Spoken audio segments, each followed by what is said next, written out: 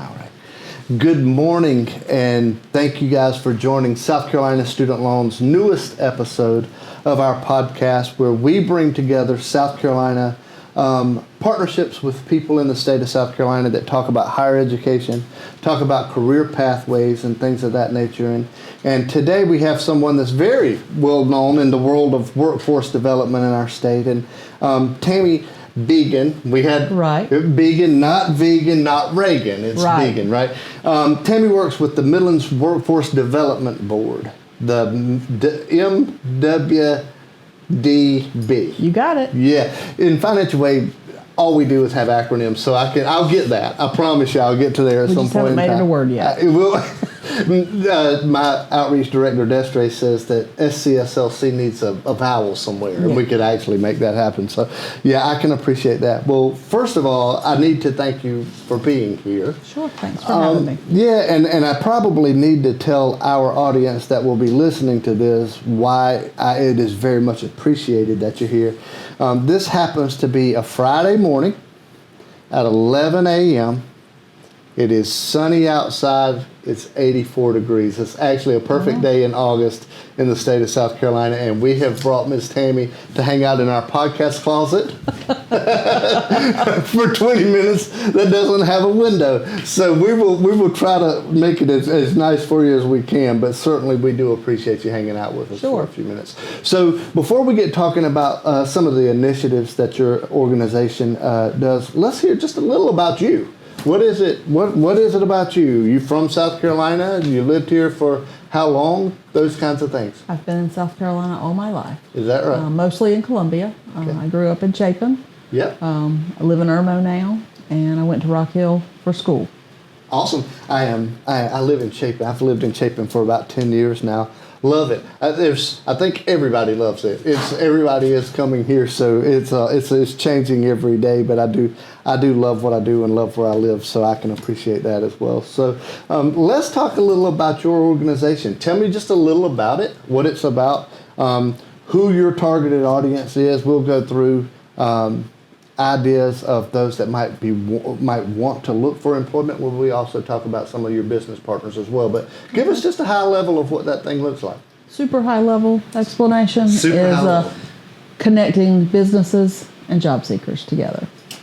Businesses and job seekers. I'll tell you, one of the things that I've had the opportunity over the last 2 or 3 years, we have a product called Bold. It's our Bold Career Pathways program, and in that, we've had the opportunity to meet with various employers in the state of South Carolina and having conversations with the governor's office and all sorts of things. And I can tell you, workforce development is a hot button topic in the state of South Carolina. If you hear anybody having a conversation, it usually comes back to workforce. And one of the things that we do, that we pride ourselves on at South Carolina Student Loan, is creating access to higher education. And I think that's a great pathway for some. Sure.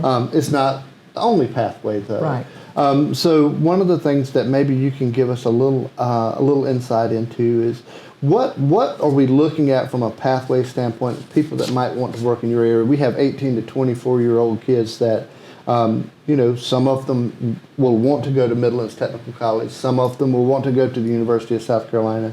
But there's options out there for everybody, and I'm assuming that you can create some of those pathways and make sure that they understand what they're looking for.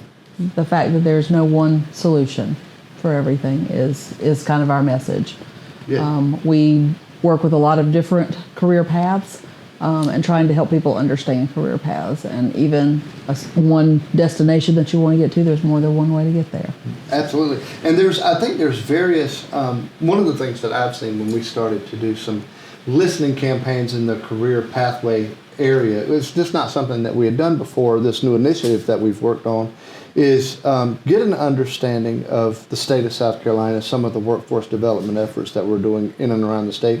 And there's various efforts going on. I think you guys are a wonderful opportunity. There's SC there's different workforce areas. Maybe you can tell us, I don't know if people get confused about those, or there are different things that each of you do independently and what makes you different from those other types of organizations. Does that make sense? It does. Good. And it is confusing. Yeah. And it's hard to find exactly what you're looking for, especially if you don't know what exactly it is that you're looking for. We work in a partnership business. So we are partners. You mentioned DO. They are both our state administrative unit for the things that we do, and also one of our partners for service delivery. An example of that is we oversee SC Works centers. We have 3 counties here, Richland, Lexington, and Fairfield County. And so our main center is in Columbia in Richland County, and it is on the DO complex. Right. So they are our landlords, but their staff also deliver services in the center. So they are our partner in that way. Yeah. So partners all around, and the purpose of the SC Work Center is partnership. So there are a lot of different organizations that are working to deliver services there. Well, I'll tell you, one of the things that I think we need to, in South Carolina, is we have so many opportunities here, but in order for us to make sure that we keep bringing in good opportunities, keep workforce development moving forward, is that we've got to keep some of our talent at home as well. Sure. Right? I think a lot of times we go through the training process or the education process, and we get we do a nursing initiative, for example, that I think if all of the nurses that were getting their education in South Carolina stayed in South Carolina, we wouldn't have a nursing shortage here. I imagine that that's probably the case in many of the industry level things that you guys work on and do. So there's probably some of those hurdles that some of your employers are looking at solving as well. They're all looking to solve their gaps. Always gaps. So the other idea of it is, you guys, when you talk about partnerships, you talk about those that are seeking employment or seeking a career path, Right. but you also partner directly with employers in the state of South Carolina that might be looking for some added opportunities. What do you do with those employers that adds benefit? A couple of different things. We periodically have funds available for incumbent worker training. So that's a service that we offer to local employers to upgrade the skills of their existing workforce. Say they have a group of entry-level staff that they want to be able to progress and move up to create new entry-level positions. Yeah. And so we'll work with them on that. It could be that they have a new piece of machinery if they're a manufacturing plant and they need their staff to know how to operate the new machinery. Right. So that's one service that we offer. They can apply to us for grants for that. We also work with them to help build their pipelines, figure out how to attract some new talent. We're working with a couple of different employers, one group of employers in a specific field, and then a specific employer to work on their pipeline building too. That's awesome. I think one of the things that I see as new employers come in, they try to create partnerships in the state of South Carolina that can facilitate that talent right here, instead of having to work so hard to go find it elsewhere. I don't know, do you guys have anything to do with some of those partnerships between maybe the education level of what students are trying to learn versus the employment level of what they're trying to get in their talent? I'll give you an example. I think there's some opportunities with some healthcare systems here that have partnered directly with the college or university to provide some of the training that they need, simply because they have a hard time getting it elsewhere. I guess you see that in some of the other employers that you're working with. We do. At times we will sponsor some of the training to help bridge that gap together. The employer is not in a position to be able to pay for the training, and clearly the education facility has to pay the tuition to pay the instructors. Right? They have to cover the cost. Yeah, sure. So sometimes our help is just connecting the funds in the middle, and so we work with the job seekers, whether they might be an incumbent worker with the employer or whether they're somebody that's going to seek employment after school, and sponsoring the training in the middle. And you know, one of the things you mentioned just a few minutes ago, it kind of ties into things that I think South Carolina Student Loan is working at and learning, is that we've spent so much of our time in years past understanding the pathway of a traditional student. You graduate high school at 18, you go to college in 2 years or 4 years, you graduate college and you go into the workforce. And we've seen two things that have been drastic changes for us, and the mission that we try to achieve in South Carolina. One is that there's a huge growth in non-traditional students and learning. So I imagine that you all see that every day. Through a lifetime learning cycle, you have someone that maybe is trying to change careers or adjusting to something that's changed in their life, and maybe they need to go back and either seek training in a new field or look for education in a new field. Is that something that you guys are seeing it's on the rise? It's something that like I said, I have to be honest with you. We spent so much time in that direct pathway to try to pivot into that as a learning experience for us as well. Right. So there are some people that go down that path, that traditional path that you described, and they get to the end of the path and something changed. It might be a change in their own life and what they can do work-wise. It could be a change in the field, or they could get there and find, oh, I made the wrong choice for me. Yeah, absolutely. And I need to pivot, and I need to figure something else out. And so we work with all of that. Yeah, it's very unique. I think one of the things that I have been able to see is there is not one answer for everyone. What we try to do, we spent so much time, Tammy, here, I think, trying to create access to education. One of the things that we're trying to do is to create outcomes. In ours, in that world, it's probably to higher education is to colleges and universities. But I imagine the same is true for you.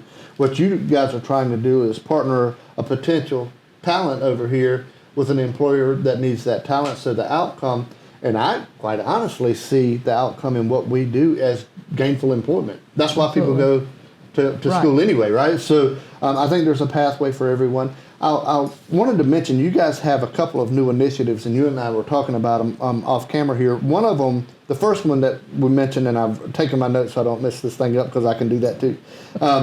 Sector Partnership Initiative. Tell me a little bit about that. First of all, is that SPI? Can I say SPI? Sure. We didn't name it that way, but sure. I told you, we do a lot of acronyms in financial aid, so take that one back with you. Okay. Let's see how far it goes. We'll workshop that one. You got it. So Sector Partnership Initiative. Yes. What we got? So what we are doing right now, and we've really just dug in and gotten started on that in the last couple of weeks, but we've assembled a group of manufacturers for our region, and so it's a larger area than just our 3 counties. We have about a quarter of the state that we're working with. But we've assembled a group of leaders in manufacturing and asked them to put their heads together as a steering committee, and let's talk about what challenges you guys are facing in filling your pipelines, and what holes do you have in your talent, and then try to figure out which ones you want to try to move the needle on as a group. Right. So assembling that group together to work together on that, and so we're just there as the facilitators to try to get them in the same room together, and then pull the partners together, based on what they decide they want to work on. What are the resources that maybe can help you with that? Starting the conversation, right? I think one of the things that I see here is there are a lot of great ideas that float around, and I think I find that college A and college B and college C, if you put them in the same room together, they have a lot of the same problems, and there's a solution out there that somebody's found, and I think getting that knowledge, getting that talent together can breed some amazing things and some innovative ways to solve some of those problems. So good for you guys. And then you said the one thing that you were working on right before you walked into this room was your water treatment initiative. Give me a little about that. So we all need clean water, right? We all use water at home and at work. And but what careers produce that for you? What brings the clean water in? What takes the dirty water away? And that's a lot of people that make that happen. Right. And they are dealing with some severe gaps in their employment and then in their talent pool.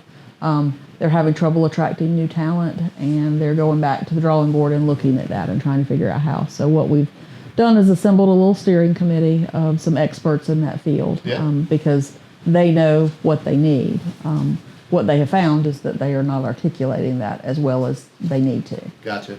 So we're trying to help them build a website so that as they go out, and they've kind of got a little team put together to go and do outreach to high school students and kind of that emerging talent pool. But what they don't have is a great way to direct them of, okay, so you're interested. Yeah. Now what? Yeah. Gotcha. Where do I apply? What does that really look like? What is the certification process, and what am I going to have to do? Right. They don't have that next step ready, so that's what we're building right now. That's awesome. I'll tell you, water treatment. You're going to think, and Desiree, my outreach director, is sitting over here to the side of me, and she finds it amazing that I can find a story about things that I have. I have a water treatment story.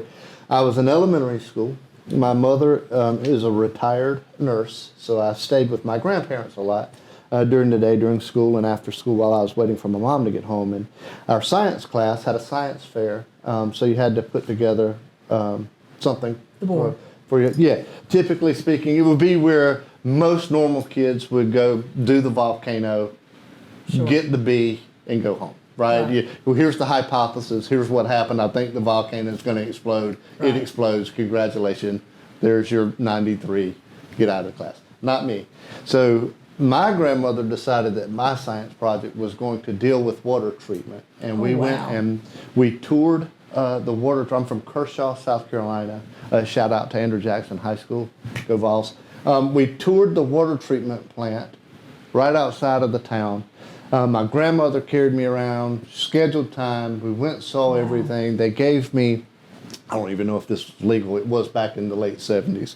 But they gave me some of the things that they used to treat the water and some examples and things like that. And I came back and I created this huge board of things. And it shows how the water is treated in step 1 through step 878 of water treatment. I present it. I do the teacher said, well, what is the hypothesis of that? And I said, I think the water's going to get cleaned.